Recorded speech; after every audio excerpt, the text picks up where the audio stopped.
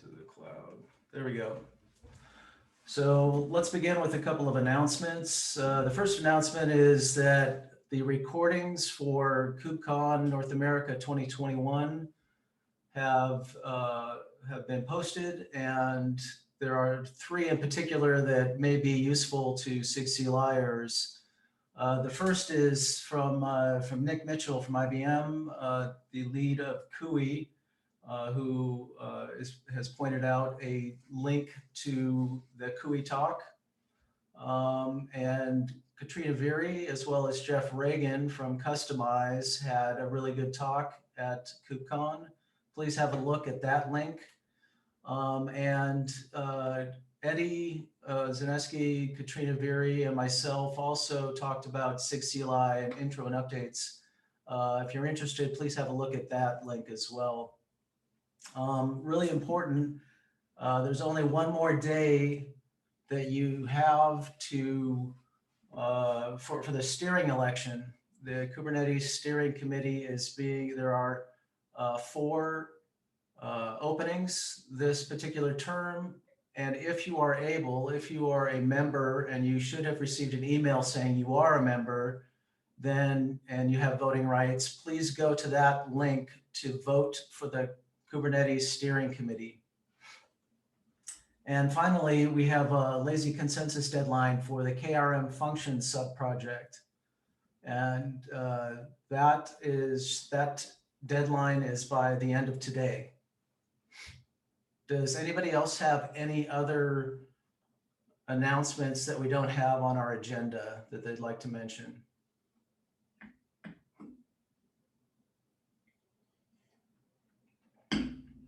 Okay, let's move on to introductions. So we have actually a packed house today. We have 22 folks. Is there anybody who would like to introduce themselves, who is new or returning for the first time in a long time? I'm new here. This is my first meeting. I just looking around for some ways that I can contribute. I grabbed an issue like a week or so ago and opened up a PR, but I think I need to address some feedback on it. So this is my first time at the meeting. Your mic is very, very low. Oh, sorry.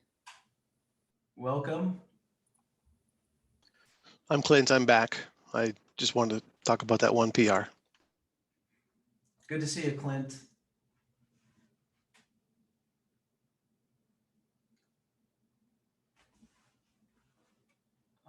Okay, so do we have anyone else who would like to introduce themselves? A couple of new faces, but also quite a few older faces as well. Hi, I'll go ahead, Nick. Oh, sorry. Hi, I'm Nick Capps. I'm a software engineer at Visat. We enable in-flight connectivity on commercial airplanes. I attended KubeCon and went to the SIG CLI talk, and I'm just looking to see how I can get involved, whether it's with Kube Control or Customize. Nice. Excellent. Thank you. Hi, everyone. My name is Leila. I'm from Google, part of SIG API machinery, and also the working group API expression that the team worked on server-side apply, and I'm interested in some of the topics today. Good to see you. Welcome. Hi, I'm Kevin. I am also working with API expressions and API machinery. I've recently been working on server-side field validation, so that's something that I was planning on bringing up today that's in the agenda. Thanks a lot, Kevin. Well, hey everyone, I'm Kermit. I was also, doing API expressions and API machinery things. Hopefully, I'll be able to do some SIG CLI things in the future too. Welcome, Kermit.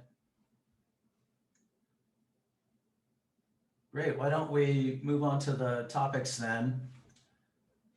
So the first topic has to do with moving kube control out of the Kubernetes repository. I see that Nabarun is at the meeting. So we met, Mache, Eddie, myself, we met with some SIG releasers to begin the process, and this is going to be a very lengthy process, to begin the process of pulling kube control out of Kubernetes and into its own repository, and all the steps that and in what order those are going to happen.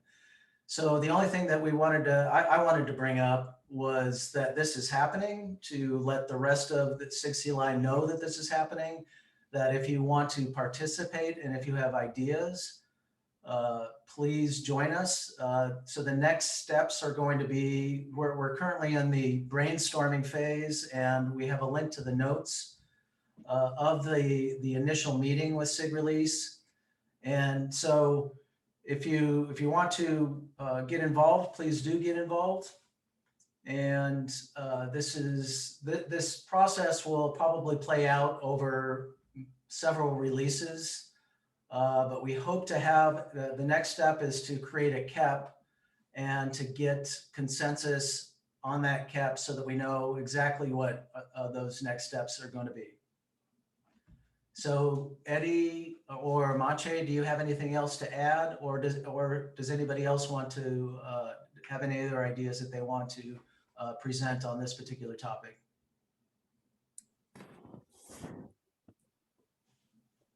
Maybe I'll add that we are the first one to actually undertake the split from the main Kubernetes repo. So we are very optimistic about the timeline and the actual work that has to happen. But then there's life, so it might take a little bit of extra time than we initially anticipated. And on top of that, there's a ton of stuff that we already identified that needs to be solved, like versioning, to be able to fully replace. If you have some ideas, thoughts, suggestions, we're more than happy to hear from you, either during the SIG CLI calls, or feel free to reach out to us on Slack. We're hoping to provide an update every now and then during the SIG CLI calls. So we're hoping that this will be slowly moving forward. But don't hesitate to reach out and either ask for clarifications or provide feedbacks and suggestions. There's definitely something that we will need to improve over time, and all the feedback is more than welcome. I'll just start by saying I think it's a great idea, because as a first-time contributor, jumping through the hoops to try to put up a PR was not insignificant. Yeah, that's good feedback. We also have Nabarun on the call, who is driving the efforts in the KEP on the SIG release side. So thanks for joining us, Nabarun. Yeah, I'm driving from the community side. I won't say that I'm just driving it from the SIG release side. I want to contribute on the CLI side as well. So I would just ask anyone, if you have any thoughts, questions, comments, concerns, please look at the notes in that doc. Go ahead and suggest your opinions. Tell us what you see this effort, how should it pan out, so that we can also incorporate in our feedback cycle. Clint, that was a really nice feedback from you. So we'll also incorporate that in the KEP, because it's kind of a pro that we are seeing in the process of moving out code into the standalone repository. So yeah, pretty excited, but it will be a long run, I feel like that. I mean, also worth noting is at least the process was documented well enough where I could follow it along well enough to, not have it instantly rejected. So that's another bonus.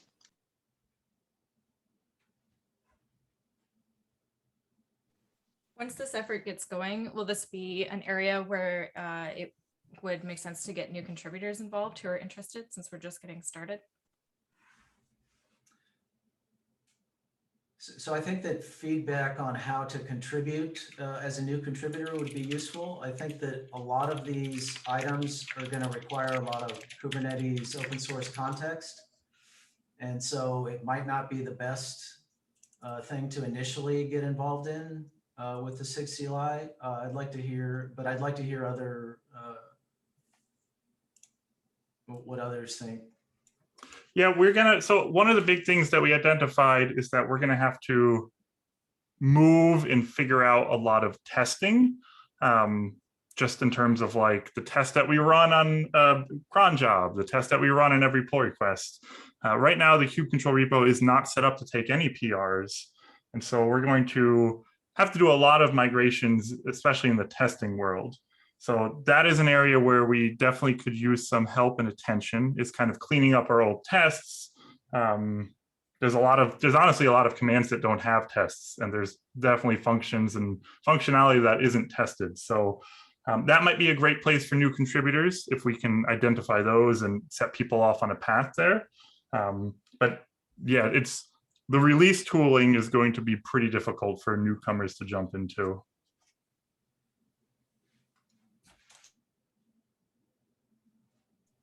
I think also once we chart out and brainstorm what exact steps we need to take up, then it would become like pretty easy for new contributors to jump in. And I echo like Edith's thoughts. On the testing part, there is a lot of effort that is needed. And once we figure out looking at previous context, then we can write out like what all needs to be done. And then we will basically involve folks from the community who want to start contributing to SIG CLI or any other parts of the code base.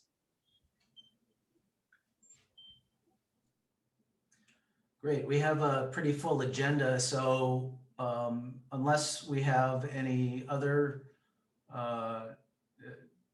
unless we have anything else to say about this, I'd like to move on to the next item. Does that sound okay? Okay, great. So the next item I'd like to bring up is actually similar in format to the previous item, in that we're going to we'd like to initiate a brainstorming session and figure out exactly what the steps are going to be taken to get the kube control apply to become server side as default as opposed to client side. So kube control server side apply is GA, and it is fairly well known, but it's not the default for our kube control apply. And so we'd like to actually begin the process of making it the default for kube control apply. And so actually today we do have quite a few folks who've joined who are experts in kube control server-side apply. I saw that Antoine is here. Do you have anything to mention as we begin this process, Antoine? Hey, so I think there are mainly two things, two challenges here. One is that server-side apply does not behave exactly the same way that client-side apply does. So people need to be aware that the behavior is going to change. And the other challenge is that as people are used to client-side apply and are going to transfer whatever they had applied with client-side apply to server-side apply, we're going to have to make sure that this transition is smooth. So we have some mechanisms built in both in kubectl and the API server today to facilitate that. But we know that some people, it's not working for everyone. And so we need to continue working on that.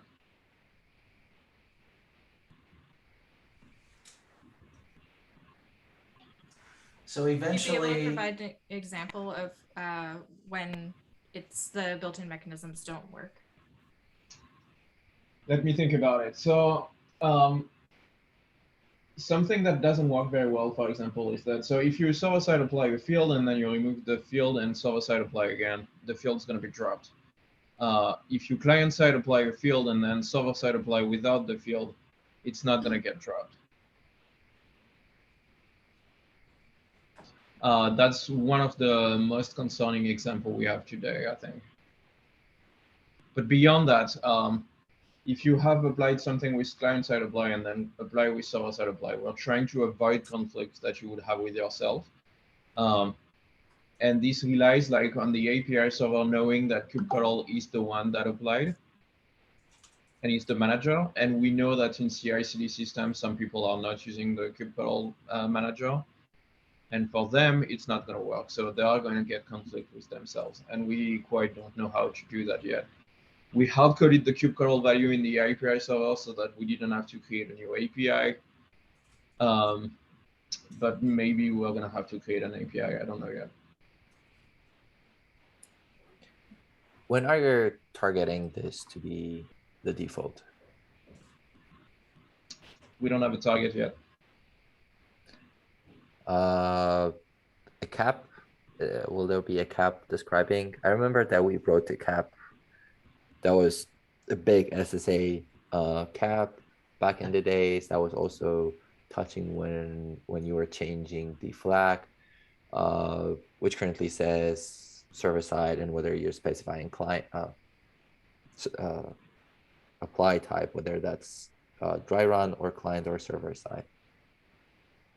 So I guess, and we already have a warning so that people are aware that they should be explicitly. Yeah, but that's for dry run, because dry run has the client side and the server side. Right. Yeah, I know. Yeah. Too many things at the same time. But for server side apply, we don't have a flag and we don't have a plan. Maybe it would be reasonable to at least say that in the next or in the following release, and put a warning already, like a release ahead of time. So for example, if you decide to push the idea in 124, it would be nice, I think, in 123 to put a warning already that, oh, and by the way, we will be changing kubectl apply over to the survey by default in the next release or in 2 releases, so that there's at least some knowledge being spread across users. Yeah, I agree with that. Ideally, it's better, I think, if we do that and have a plan. We could try and have a plan before the next release and add the warning at that time. I mean, I would even put the warning even before knowing and just state it as in the future, it will be defaulted to the server side, and Sure. advise using an explicit flag. This way we can teach the people to use one or the other up front, and then when we decide to change the default, they shouldn't be that much surprised. Yeah, that's a good idea.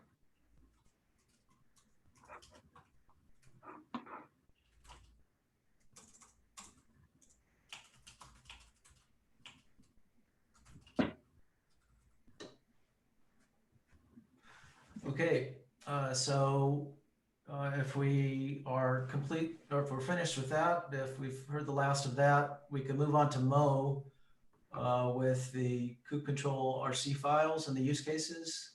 Good to see you, Mo. Hey, John. Oh, yeah. So I was talking with Eddie at KubeCon, and he had mentioned that maybe we should have a kube RC, some kind of RC file. But I wanted to sort of ask and get folks' thoughts. So I have many times in the past desired to have some kind of Kubernetes client-side config that extends beyond my kube config. Especially since if you're using a cloud provider, you tend to get kube configs all the time, and they're given to you by a provider.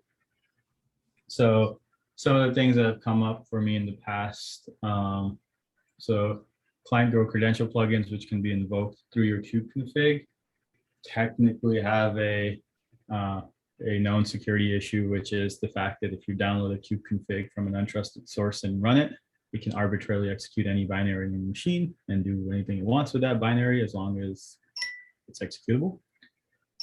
It's not great, right?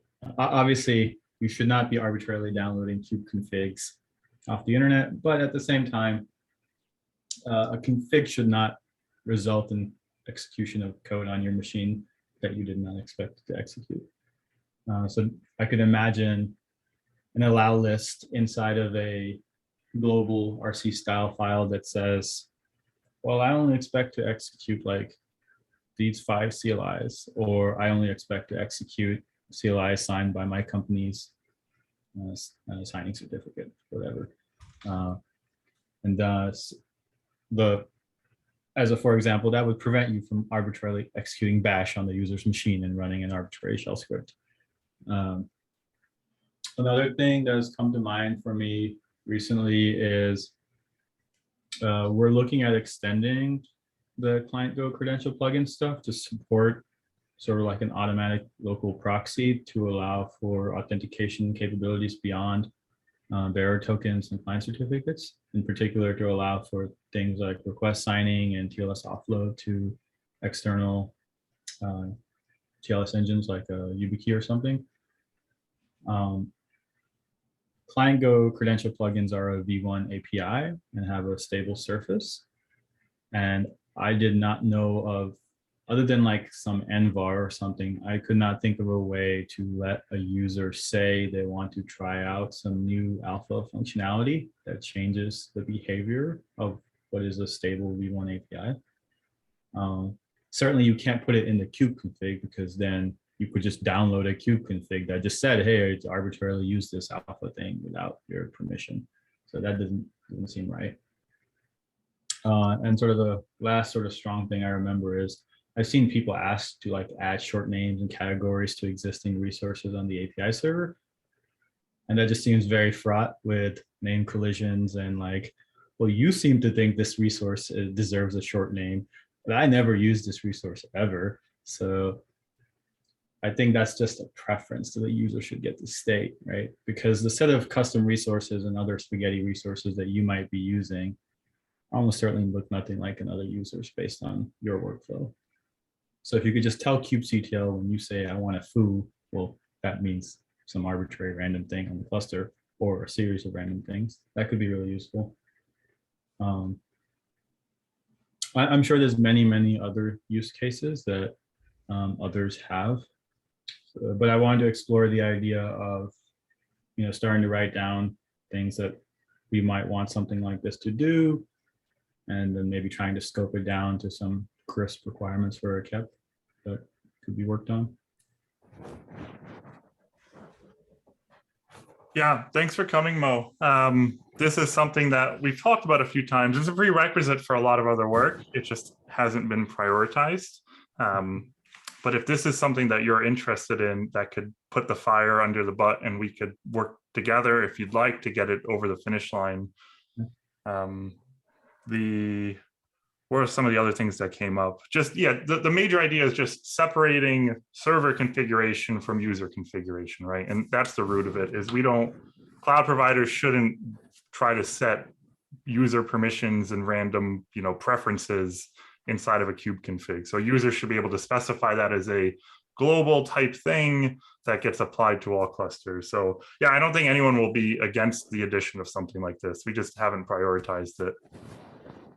Yeah, I was looking before this call actually for the actual issue, because I thought that we have an issue that's describing this problem. The only one that I found was about the ANSI callers for kubectl, get commands and others.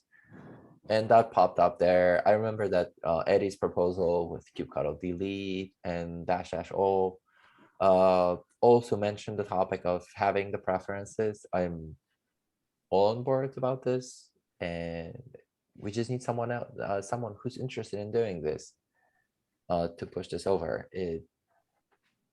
I'm more than happy to accept any kind of work around this.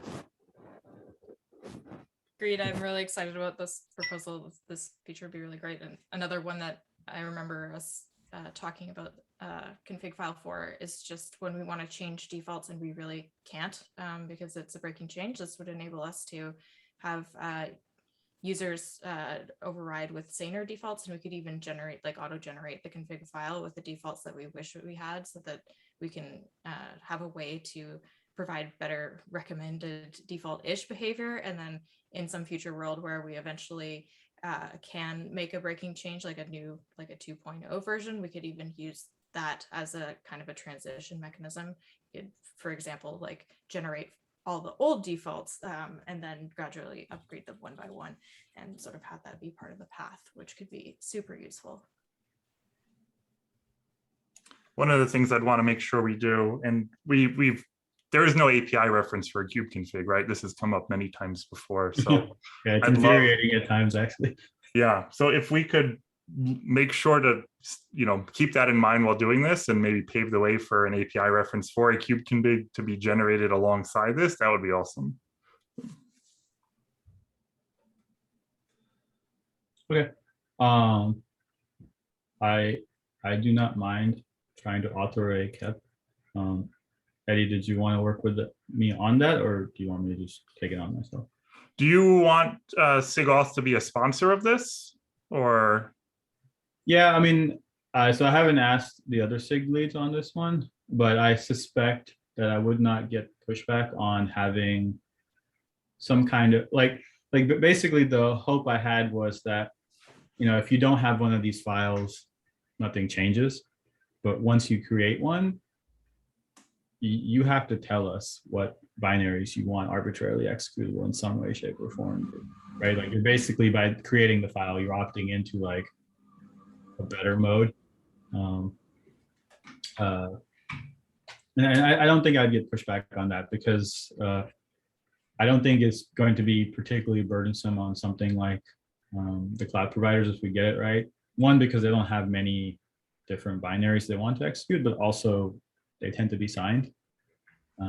So I think it would be a pretty easy thing to document and describe. And obviously the error messages would indicate very clearly that like why it's upset and it's refusing to execute the plugin. But yeah, I at the very least, I would want SIG Auth to review those aspects of it. I don't think they necessarily have a strong opinion on the other bits. Cool. So for next steps, why don't you and I just get together and brainstorm? We can come up with a doc and an initial proposal, RFC style, and send that out and get some feedback. Sure, yeah, that sounds great. Yeah, I'm very interested in reviewing your stuff. I can provide some initial feedback if you need before submitting a CAP. Yeah, the hard part is going to be getting the initial API type right for it, right? And being able to pave the way for Mo and SIG Auth to add those, allow list type things. And theoretically, we already have some kind of a preferences inside of the kubeconfig file. Yep. I wonder whether we could reuse that. If you look into whether I have, I don't know if I have anything. I have a link to it here. But inside of the kubeconfig file, if I remember correctly, there was something like preferences. Yeah, I just linked to it in the type. Oh yeah, oh, cool. Yeah, so. But it has an extension and you can literally put anything you want in an extension. Yes. So the question is whether we can use it, or maybe it's just a matter of extending what we currently have. So yeah. I assume colors means show colored output. I don't think I've ever used this. I doubt it works at all. That's a separate thing. I wonder who added it. I can understand the intention, but that was never implemented. So there might be a little bit more work. Also, I wonder why this is. Oh yeah, okay. Yeah, a separate thing to figure out what it is, whether we want to keep it with client Go, or it should be tied specifically with kubectl, given the upcoming split.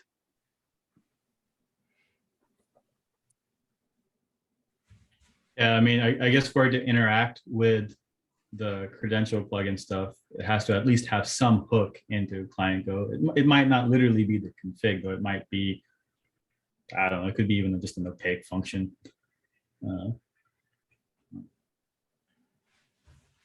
Okay, but yeah, I can work with Eddie on this. Thanks, y'all. I just want to say thanks for coming from SIG Auth. Mo, it was good to see you at KubeCon as well. Yep. We'll have to get some SIG CLIers to crash your SIG Auth meeting in response. Always welcome. Thank you. Okay, great. So if there's nothing else, can we move to the next item? Okay, why don't we move to the next item then? So the next item is that, and this doesn't happen every day, we have a new kube control command. So the kubectl events PR has merged. And so this is, I'm gonna actually let Maciej say a few words about this if you want to, Maciej. So yeah, it was something that we wanted to do for quite a while. Since if you're working with kubectl get events, it's pretty limited. We discussed several options, whether we want to have additional get options just for events, which seemed off. And eventually we circled towards, we'll just create a new events command, which hopefully will grow with additional functionalities.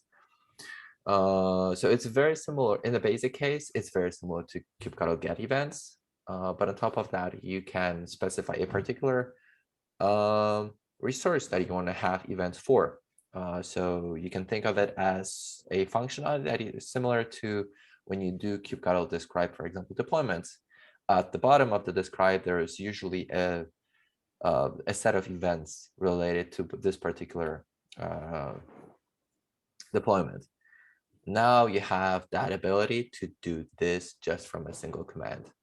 A big shout out goes to Brian, who was very patient with me on this one. It took me a while to get to this PR, but now that we have the initial bits in place, I'm pretty confident that we can make it better. So give it a try, report whatever you don't like or what's missing there. And we will be gladly accepting any PRs, improving that command. I don't have any tight schedule for this command. It's alpha, so if you're typing kubectl events, it's not actually there. It's kubectl alpha events. But after that, yeah, give it a try. Let me know what you think. Maciej, do you want to send a email to KDev? That's actually a good idea. I'll do so.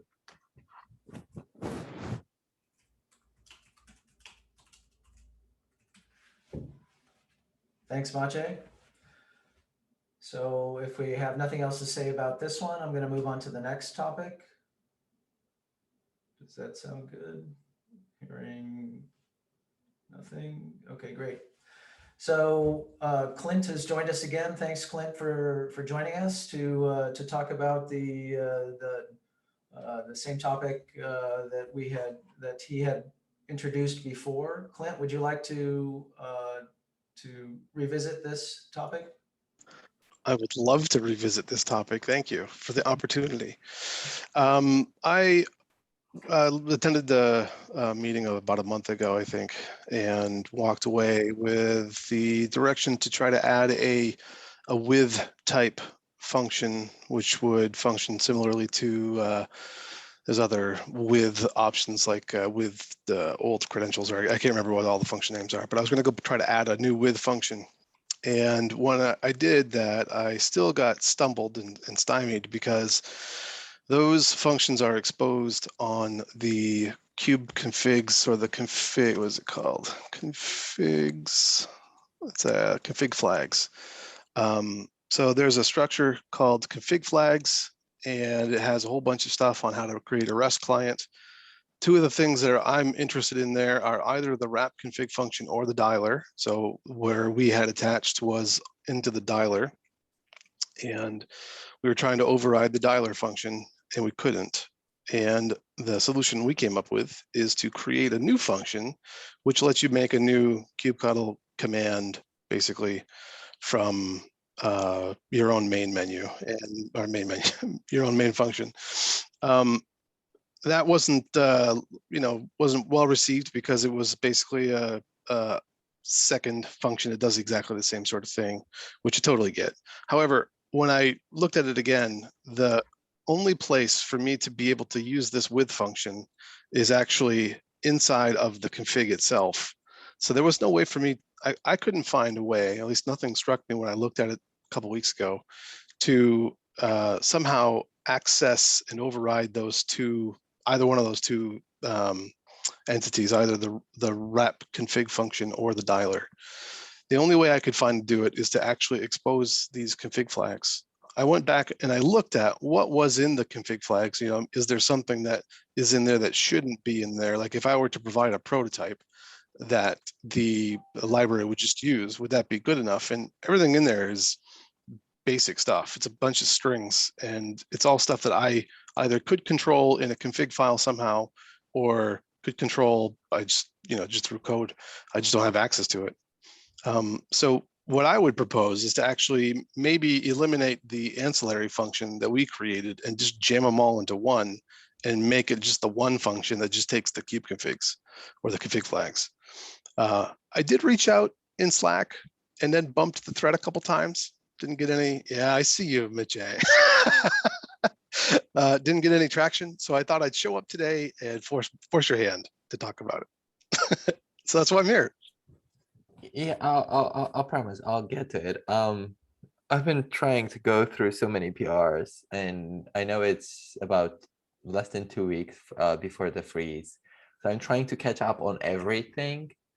I have about 50 or more PRs open right now, trying to catch up with all the stuff. I promise I'll get to yours. Maybe not today because it's pretty late for me already, but I'll get to it tomorrow, and I'll sync, and I'll try to and we'll try to figure out something by the end of this week. That'd be great. That this is something that we can merge for 123, because I'm positive that that's basically what you would like to target for. Yeah, I just like to tie it off. It's been hanging out for a while. I appreciate the fact that you're busy, so I understand all that. And I only showed up just to specifically, shine a light on it. I'll make myself available any way you want. Just I'm certain I will respond on that Slack, because I know I am not nearly as busy on it as you are. And if there's a better way to go about it, I'm all ears. I'm happy to change it however needs to be changed. You're East Coast, if I remember correctly. Yep. Okay. I'll try to figure it out. I work really early though, so if you want to ping me early East Coast time, it's fine. No worries. First of all, the US is shifted by an hour for this week, and secondly, I'll figure it out in the morning. I'll look into it and see what the options are, especially about what you said about just making it entirely simpler. If you wrote it down either on Slack or in the PR, I'll have a look at it. I'll even go bump that comment. And then one last thing, I did try to also Zedify OC for what it's worth, and ran into the same exact problem. Okay. And when I did that, that was when I was like, man, I wish I could get this PR merged, because I could have done 2 commands. Okay, cool. Yeah, definitely. Let's try to figure it out this week and get the PR merged. Cool, thanks. And apologies for the Oh, no delays. problem. I get it. No problem. So a quick question, does anyone off the top of their head know when the code freeze date is?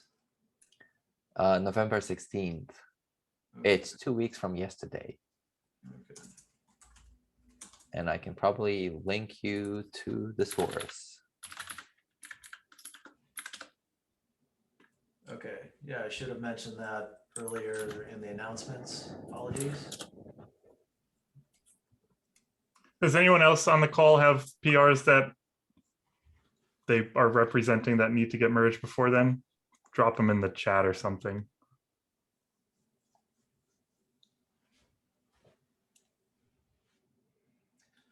Again, thanks for showing up, Clint. Appreciate it.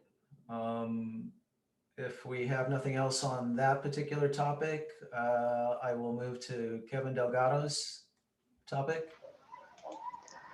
Hey there. Yeah, so basically I've been working on the API side of adding the ability to do field validation. So right now, when you do kube control -- validate, or the default is -- validate, that all happens on the client side.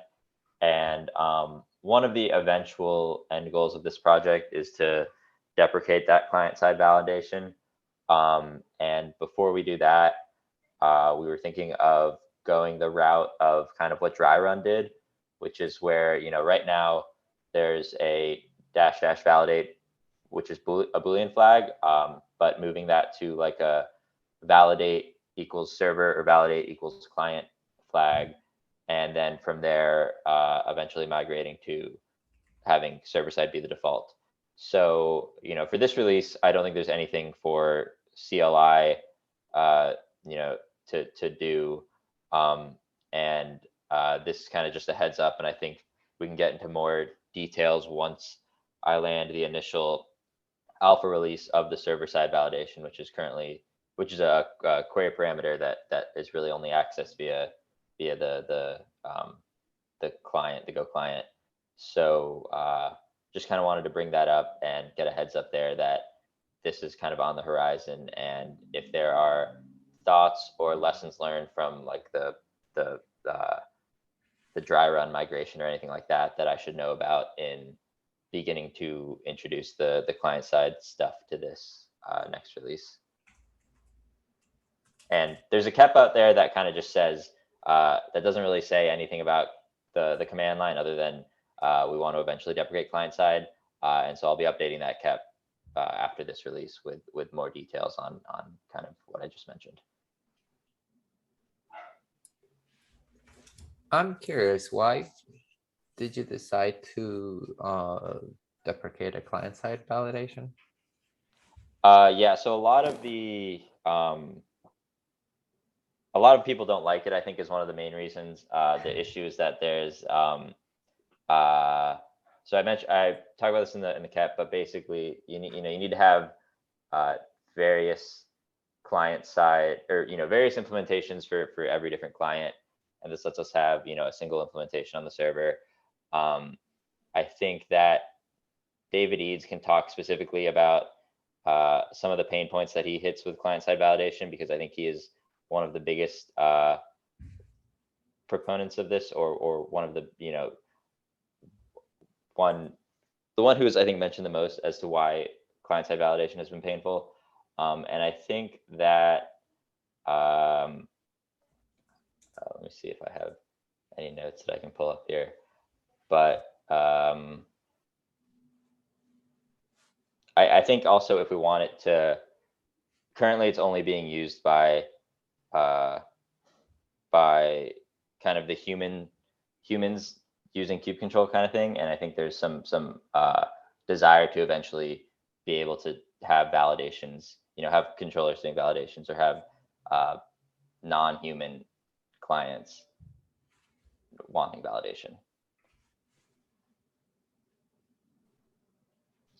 Does that answer your question? Yeah, it does. By deprecate client-side validation, just to be clear, you mean like we would only provide a server-side implementation eventually? Yeah, and the hope is that there shouldn't be any difference between them.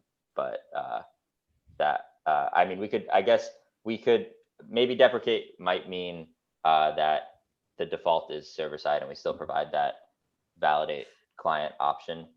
I think that's kind of to be determined, but I guess more important than deprecating is defaulting to server side is kind of one of the prerequisites to that. So actually, I have a question about that.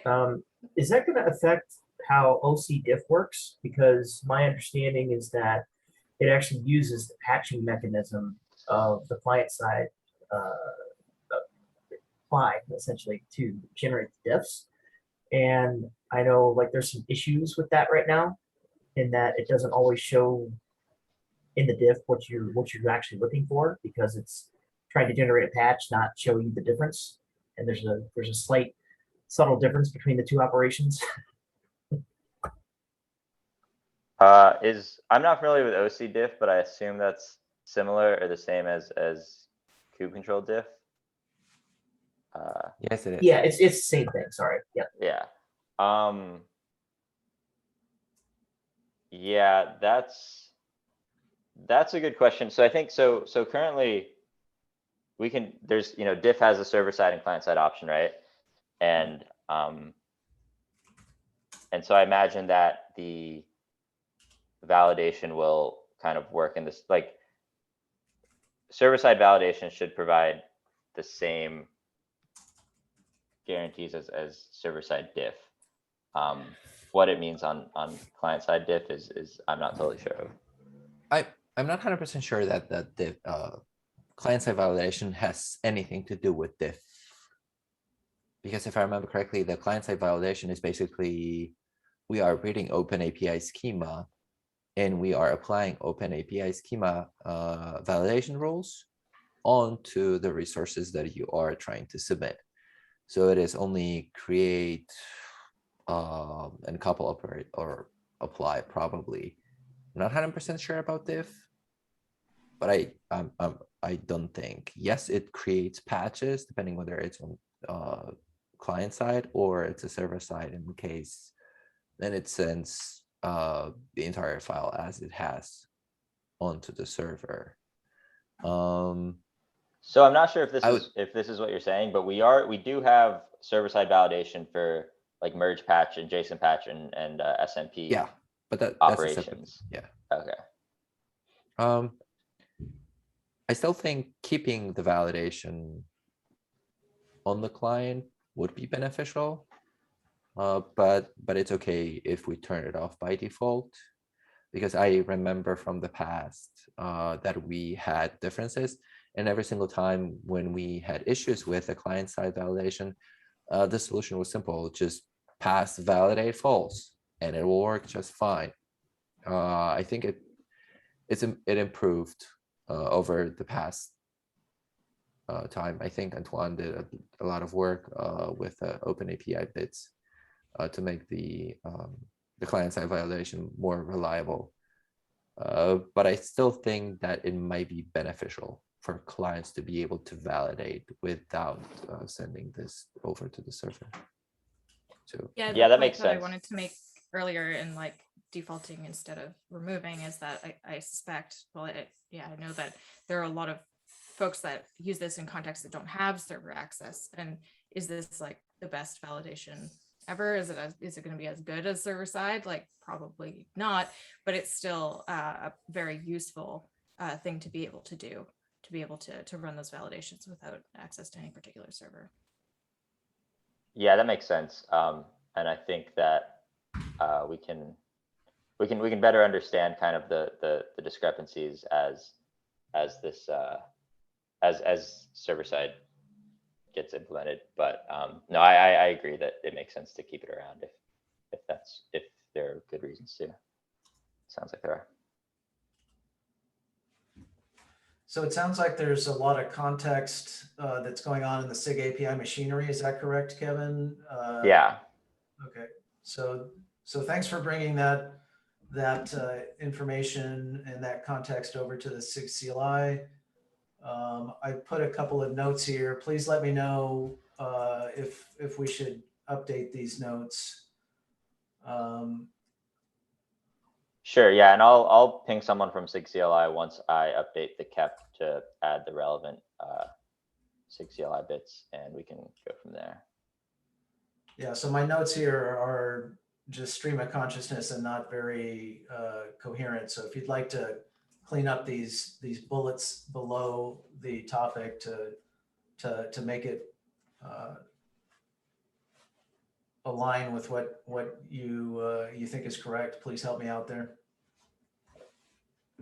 Yeah. Okay, so I think we've got a few minutes left, and we've got Eddie on deck here for a couple of topics. So why don't we move on to Eddie with kube control plugin completion? Yeah, these will fly real quick. So Mark, our resident awesome auto completion wizard, wants to start working on a way for kubectl plugins to be able to provide completion. For those that don't know, kubectl plugins are independent binaries that kind of get called by kubectl. And so Mark has like a phase 1 sample PR up. I imagine this is going to have some broader implications. I see, Mache, you tagged yourself on it, so that's good. But anyone else, feel free to take a look, give your thoughts, give your feedback. We probably don't need a KEP for this, but just drop any thoughts you have to Mark. He's super awesome and responsive. Second thing was... Hold on. Before you move to the next one. Is there any particular release you're targeting? I'm asking because there's like a deadline in 2 weeks, so I need to know how to prioritize stuff.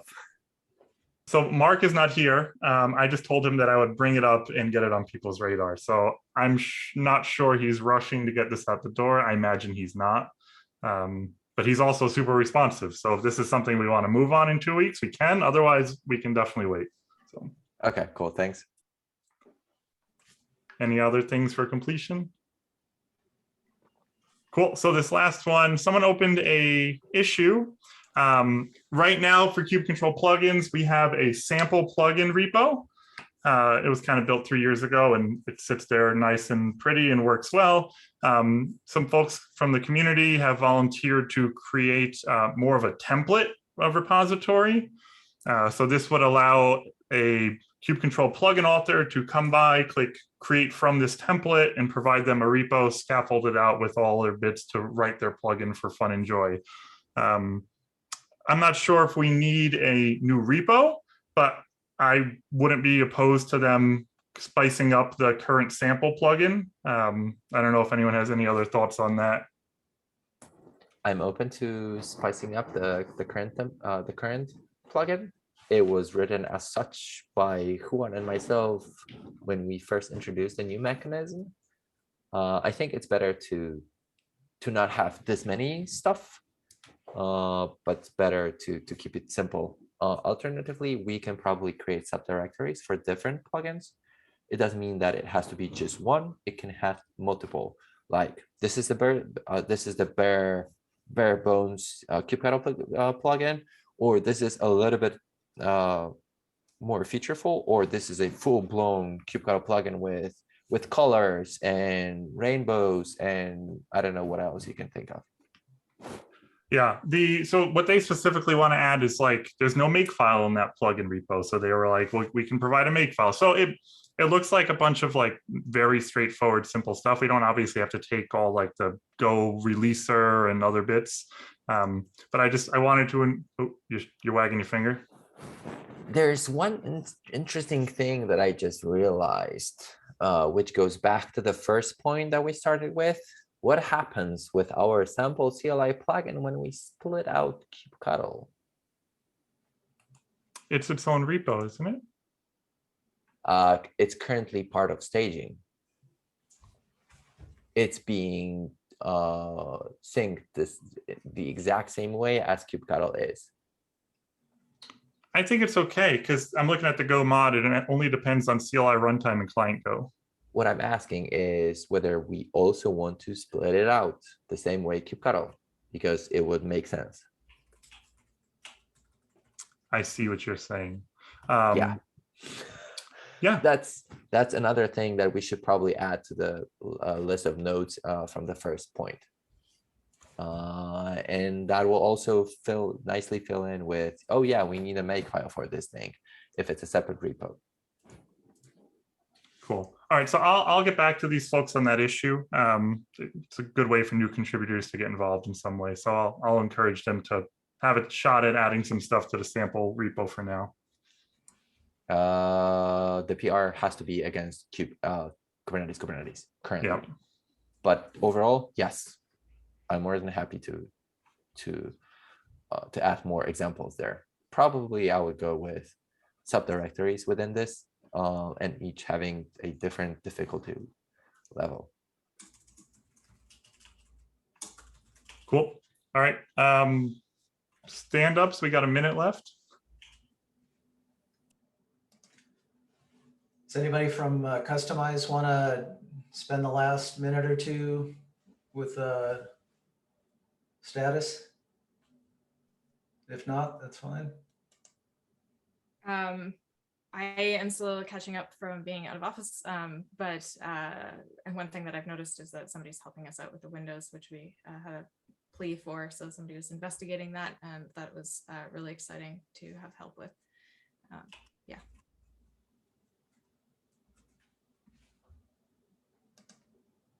Cool. Well, I think we've gotten to the last minute. We had a very full agenda. It looks like we got through just about everything. Does anybody have any last thoughts before I close the meeting? Okay, well, it's good to see you all, and I hope to see you again in the next 2 weeks. See you guys later. Thanks, bye. Let me stop the share. Let me pause, stop the recording.